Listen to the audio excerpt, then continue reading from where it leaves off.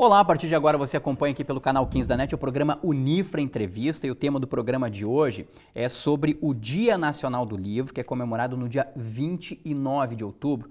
Lembrando que o Unifra Entrevista tem a produção da acadêmica de jornalismo Laís Giacomelli. E para falar sobre este tema, que eu acho que tem tudo a ver com ele, com a história dele, com a trajetória dele aqui em Santa Maria também, nós convidamos o Antônio Cândido Ribeiro. Ele é advogado, é ex-professor, é também escritor. Muitas pessoas, inclusive eu, conheci ele como Candinho. Se ele me permitir, eu vou chamar o programa todo ele assim. É possível, Candinho? Assim deve ser. Ótimo, muito obrigado desde já pela tua presença aqui. Abraço, querido. No Prazer Unifra imenso Entrevista. estar aqui contigo. Prazer é nosso também, muito obrigado por você ter aceito esse nosso convite. Então o Candinho vai ser nosso companheiro aqui para falar sobre o Dia Nacional do Livro, sobre a literatura e tudo mais. Candinho, eu quero começar perguntando para você o seguinte, tu achas que em algum momento, com toda essa tecnologia que tem aí, muitas coisas acabam desaparecendo? E essa é uma pergunta recorrente que eu faço para praticamente todos os participantes do Unifra Entrevista. A tecnologia, ela exalta algumas coisas e ela acaba com outras coisas. Mas tu achas que o livro, nesse formato que a gente conhece, de papel, tudo mais, tu achas que ele, em determinado momento, ele vai acabar ou não? Se acontecer isso, Rogério, vai demorar muito ainda. Vai demorar muito ainda. Evidentemente que essas moderníssimas ferramentas acabam atraindo os jovens, especialmente quando tu fala na formação de leitores, tu tem que pensar em formá-los, né? E tu começa a formá-los enquanto são jovens.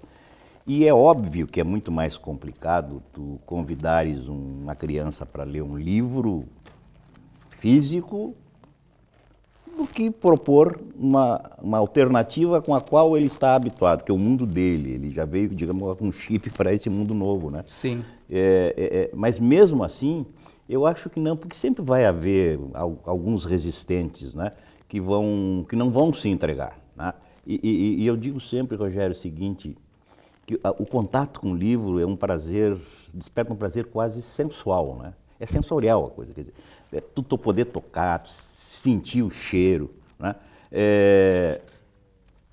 Esse barulho que as O páginas barulho fazem. que as páginas fazem. Claro, hoje com tablets tu pode carregar, antes de dizer, não, o livro tu leva para qualquer lugar, no computador tu não pode. Hoje tu tens tablets, etc, e outras ferramentas que te permitem carregar também. Mas mesmo assim não é a mesma coisa, pelo menos ao meu gosto. Sim. De qualquer forma, isso acontece, a gente tem percebido, né, em relação ao jornalismo também, né? Sim. Quer dizer, disse por aí que as pessoas nunca leram tanto jornal no mundo, mas leem não o jornal impresso, né? Leem na forma digital. O importante, se a gente for fazer, se pudesse dizer, sintetizar tudo em uma palavra, o importante é que leiam, né? O importante é que leiam. Sim. Eu acho assim que sem leitura não há conhecimento, há né, conhecimento, e sem conhecimento tu não pode agir em relação à realidade que te cerca, no sentido de transformá-la, de mudá-la, de aperfeiçoá-la, de buscar, enfim, condições de melhoria, né? Perfeito, ótimo, excelente. Olha só, Candinho, na tua concepção de gosto pela literatura e tudo mais, tem uma idade certa para acontecer o início da leitura? Claro, a partir do momento que a criança aprende a ler. Mas, assim, ó, a influência familiar, ela influencia muito, de certa forma, para que a criança e depois o jovem acabe tomando o gosto pela leitura, ou a influência da escola, da professora. Mas, assim, tem uma idade ideal daqui a pouco, desde criança? É verdade mesmo que a criança deve ler, deve buscar se informar, conhecer histórias, imaginar-se naquela história que ela está lendo e tudo mais?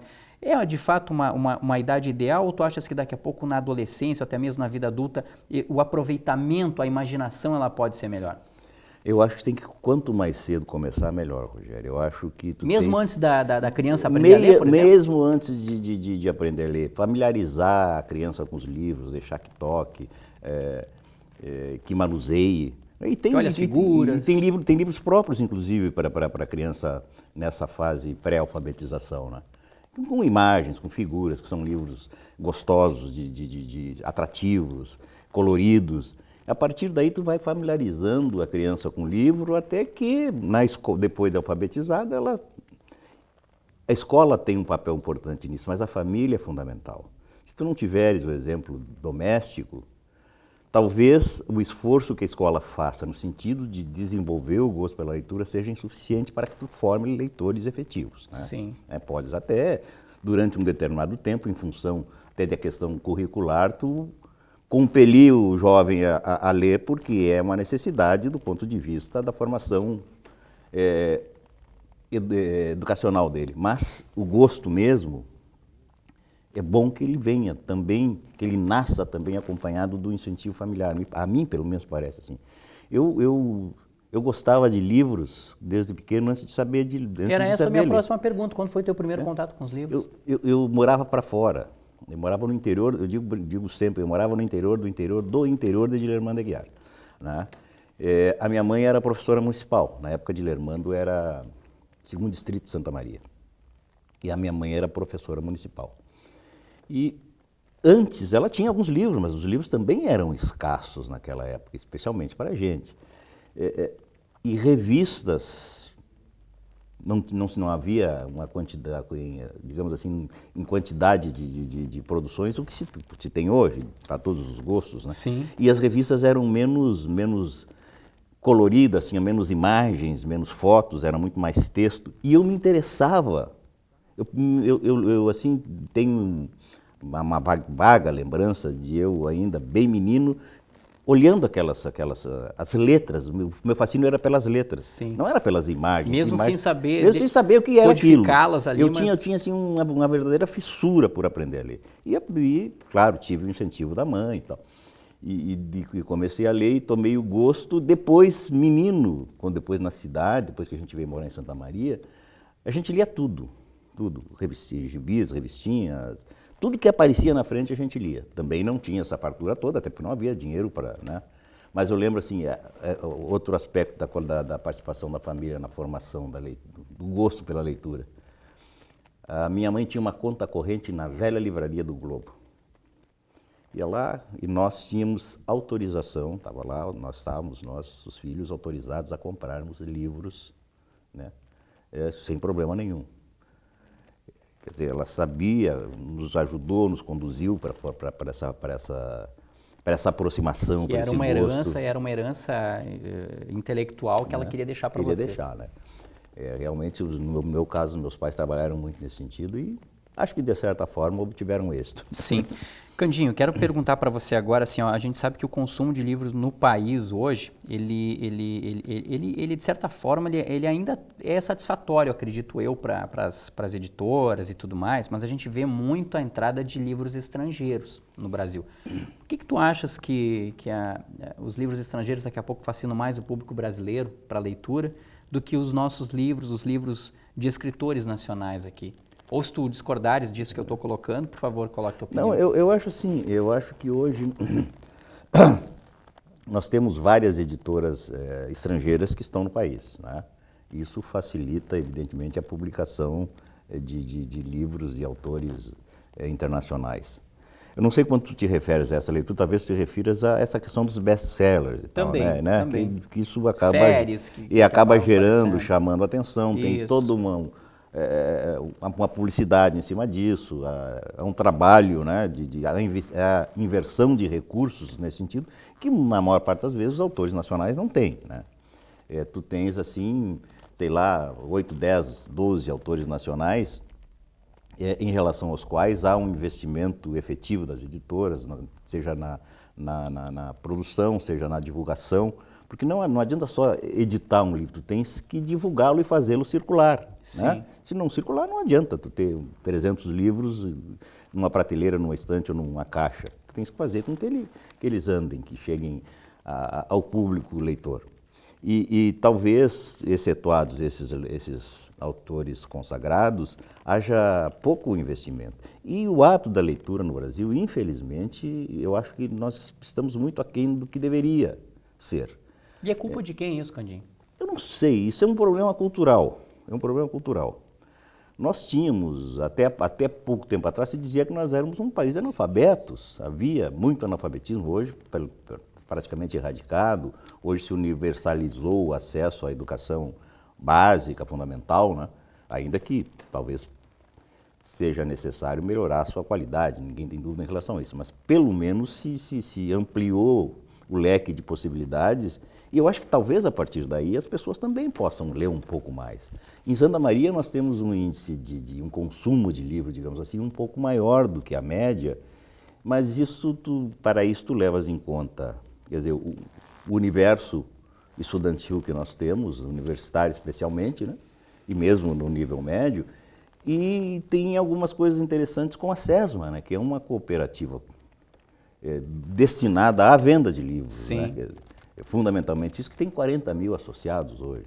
Isso faz com que haja um giro muito grande na compra de livros. Além de disseminar essa compra, essa venda e tudo mais, a rotatividade também, né? Faz com que isso aconteça, né?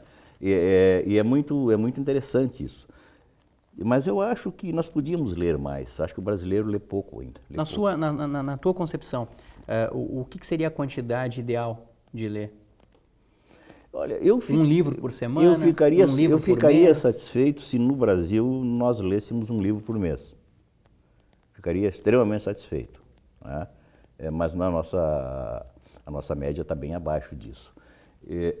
Eu tenho amigos que leem 50, 80, 100 livros por ano. Por ano. Mas são leitores vorazes, eu diria assim, Sim, né? sim. Quer dizer, que vivem, que gostam disso e aproveitam todos os minutos disponíveis na vida para ler. Que é uma coisa que a gente às vezes também eu não tenho tempo para ler.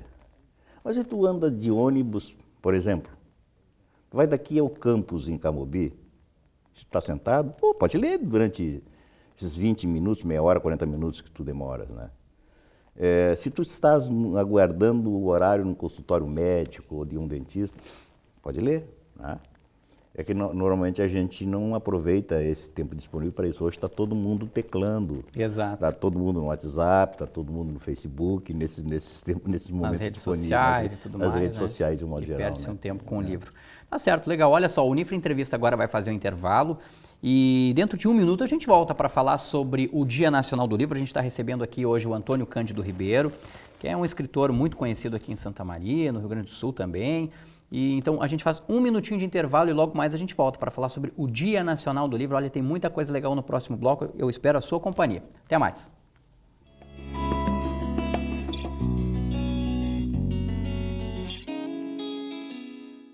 Por meio da educação, milhares de jovens colaboradores e pesquisadores compartilham suas experiências em um ambiente vivo, amparado na liberdade de pensar e criar.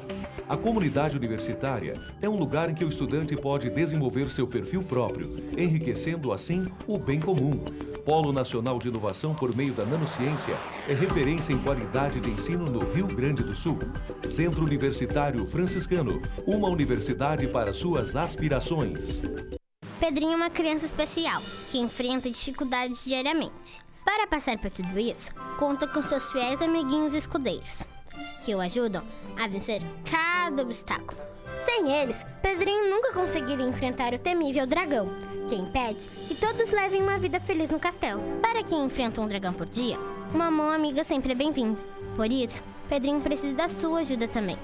Contribua com a Escola Antônio Francisco Lisboa e transforme a vida de vários Pedrinhos.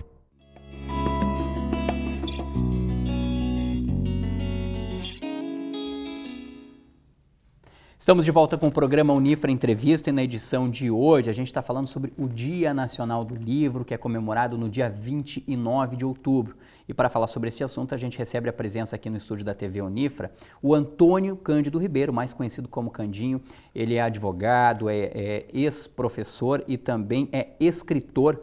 Candinho, quero saber de você, assim, como é que foi a experiência de ter sido escolhido o patrono da 37ª Feira do Livro de Santa Maria, hein? Você que sempre teve essa vida assim, acredito que dividia um pouco do teu tempo com a família, com a advocacia, com o lado de ser professor, mas também com os livros, os companheiros ali. A minha vida é bastante tumultuada hoje. Eu me envolvo em muitas coisas. Eu não consigo, digamos, ficar fazendo uma coisa só ou duas coisas. Eu tenho diversos envolvimentos. Está dentro daquele grupo da hiperatividade ou não? Quase. E assim, então, realmente tem que tentar dimensionar adequadamente o tempo para poder fazer com que as coisas aconteçam. Sim. E o problema é que quando tu te envolve em muitas coisas, há um risco muito grande de tu não fazê-las bem feitas. E esse é um problema também. Mas em relação à questão da Feira do Livro, eu recebi 2 homenagens em Santa Maria que me tocaram profundamente. A primeira foi, eu recebi a medalha do Mérito Cultural Prado Vepo, outorgada pelo Legislativo Municipal, e depois, em 2010, fui escolhido patrono da Feira do Livro de Santa Maria. Que a nossa feira tem essa tradição, né, de escolher como patronos, não figuraças da literatura estadual ou nacional, mas pessoas da comunidade, escritores ligados a Santa Maria, de Santa Maria. É um traço distintivo, um dos traços distintivos da nossa feira, essa condição da escolha dos patronos. Eu fiquei muito feliz, Rogério, eu me senti assim, elevado a um plano superior ao que eu me imaginava pudesse estar. Então, né? Quer dizer, uma coisa muito boa, muito legal, fiquei muito feliz. Acho que fui um bom patrono no sentido de estar presente na feira o tempo todo, de me dividir da maneira possível para que eu pudesse não deixar de estar na feira à tarde, à noite, todos os dias. Foi muito legal, foi uma experiência extremamente gratificante. Acredito que tanto quanto ter recebido o Prêmio Felipe de Oliveira. É um prêmio, né, que é um concurso literário aqui de Santa Maria, que na verdade estimula a produção literária. O Felipe de Oliveira é um concurso bastante antigo, bem tradicional, bem conceituado, que atrai a participação de concorrentes do país todo. E claro que a gente, quando pensa em concurso literário, pensa que só os iniciantes participam. Mas concursos do nível do Felipe de Oliveira, que tem premiação razoável em dinheiro, atraem escritores já de nomeado. Eu participei de muitas comissões julgadoras do Felipe de Oliveira e daqui a pouco tu vê uma hora digamos, de fazer, depois de escolhidos os trabalhos vencedores, premiados, na hora de fazer a identificação dos participantes, daqui a pouco tu descobre que o cidadão é um escritor denominada, respeitado, considerado já, digamos assim, num nível bem sólido do ponto de vista da produção literária. Mas eu ganhei o Felipe de Oliveira, a primeira participação que eu tive uma premiação assim menor, tive menções honrosas. Sim. Né? E depois eu acabei, acho que foi na 10ª edição, não me lembro qual foi a edição, não lembro, não vou mentir. Eu ganhei em crônica. E nessa mesma edição eu fui premiado também em poesia, em conto, não sei o quê. Foi digamos assim, uma premiação bem abrangente também. Sim. E isso, porque eu apesar de escrever, Rogério, eu nunca me considerei escritor, ou demorei muito para admitir essa ideia de que eu seja escritor. Eu me considerava um escrivinhador, um cronista provinciano, sei lá. E a participação e a premiação em concursos literários te dá a possibilidade de que tu vejas as coisas de uma outra forma. Opa, peraí, tem um concurso literário que a comissão julgadora, sei lá, tem Luiz Antônio Assis Brasil, tem Maceres Clear, tem não sei, né? E essas pessoas, analisando o teu trabalho, gostaram. Sinal de que há alguma coisa razoável. Não tem, né? Pouca coisa aí, não. Tem alguma coisa razoável. Não é só aquela, digamos assim, aquela crítica do amigo que tende a te elogiar sempre. Sim. Né? Não, a partir desse momento, digamos, eu passei a encarar de forma muito mais efetiva a possibilidade de, quem sabe, vir a ser escritor. Nessa época em que eu fui, digamos, receber essa premiação, eu já era cronista do jornal A Razão, acho que era cronista do jornal A Razão. Sim. Candinho, enquanto eu mostro algumas das tuas obras, por exemplo, vou começar pela A Face Oculta da Lua, é uma das obras que tu tens aí, eu gostaria que tu explicasse para o pessoal de casa, na hora de você escrever um livro, né, reunir ali as crônicas e tudo mais, como é que é o teu processo de concentração, de pensamento? O que você leva em consideração? É o estado emocional? São fatos da vida e que você quer colocar uma dose de razão naquilo que você viu, que aconteceu? Como é que é? Toda produção textual, ela vai refletir de alguma forma a realidade interior de quem produz o texto, né? Quer dizer, ainda que o texto seja marcadamente ficcional, tu vais introduzir alguns elementos das tuas vivências, das tuas experiências, né? Da tua realidade, tal, do teu conhecimento de mundo. Evidentemente, no caso da crônica, e especialmente eu fiz crônica jornalista para jornal durante muito tempo, ao longo de quase 30 anos, tu trabalha com os fatos realmente do cotidiano, né? E na crônica do jornal tu não tem que ter medo de utilizar, de trabalhar a primeira pessoa, tu pode falar de ti, das tuas coisas, Sim. sem problema nenhum. Quando tu escreves um texto mais longo, ou conto, ou uma novela, ou um romance, aí as coisas mudam de figura. Aí tu tens que construir personagens, tu tens que delinear uma história. E muitas vezes essa história, todo mundo diz isso e é verdade, muitas Sim. vezes essa história que tu construíste a partir de determinadas vertentes e busca uma determinada direção, ao longo do desenvolvimento da narrativa, ela acaba se transformando. As personagens acabam ganhando vida própria e realmente acabam produzindo, às vezes, uma trama que tu não imaginasse no início, né? Sim. Quando você escreve, quero saber assim, você está escrevendo para uma criança, você está escrevendo para um jovem, para um adulto, para uma pessoa assim já de meia idade ou uma pessoa de mais idade. Candinho, estou escrevendo aqui esse poema, estou imaginando quem é que vai ler aqui. Como é que é esse processo? Eu escrevo pouco para criança. A literatura infantil, eu gostaria muito. Até tenho algumas coisas, talvez, até tenho uns trabalhos publicados, uns poemas destinados, digamos assim, a um público infantil, que fez Sim. parte de uma publicação da Caposme, Encanto de Criança, uma coisa assim, que tem uns poemas meus lá. E eu tenho alguns trabalhos, mas não fora esses, nenhum em livro. E tenho até também, eu acho, alguns contos, mas que não seria infantil, seria infanto-juvenil, eu acho, já por uma faixa um pouquinho mais madura, né? Mas, de um modo geral, eu escrevo para adultos, né? Seja a crônica, seja um poema, ou seja os contos e o romance dos quais a gente tem participado. Sim. E uma preocupação que eu não tenho, aliás, uma preocupação que eu não tenho é de facilitar a vida de ninguém. Se eu escrevo crônica de jornal, eu não vou mudar a minha linguagem característica para facilitar a compreensão, né? Não faço muitas concessões, não é que eu escreva muito bem, não vai lá o telespectador imaginar que vai sair, não. Mas eu não faço, procuro não fazer muitas concessões, até para permitir que o leitor, e eu tenho muitos leitores que dizem que fazem isso, peguem um dicionário e vão verificar o significado daquela expressão. Então, é assim, eu aprendi assim, sim. eu aprendi assim, né? Tu achas que o livro ele tem que ter isso também? Ele tem que ter palavras lá para, de certa forma, a pessoa se questionar, poxa, mas o que significa essa palavra? Eu acho que não pode ser fácil demais, né? Não pode ser digerível demais. Quer dizer, tu tens que, pelo menos, mastigar, né, antes de engolir.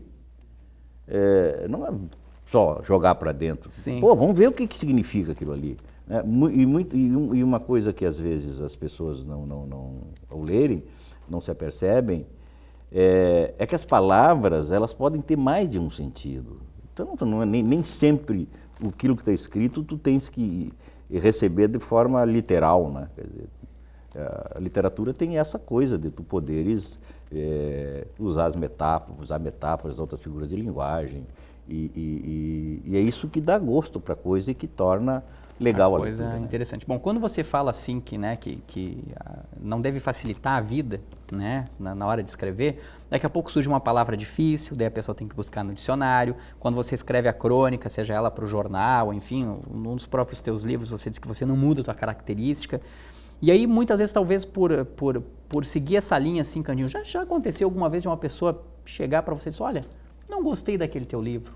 Não, aquela história lá, aquele poema que você fez, assim, eu não entendi muito bem. Já aconteceu isso? Não, de não entender, já aconteceu. Mas dizer que não gostar... Dizer que não gostar, as pessoas, de um modo geral, são educadas. Exato, exato. Talvez mais por educação. Sim. Né? Mas essas coisas de não entender é absolutamente normal. E em relação à poesia, tem uma história interessante.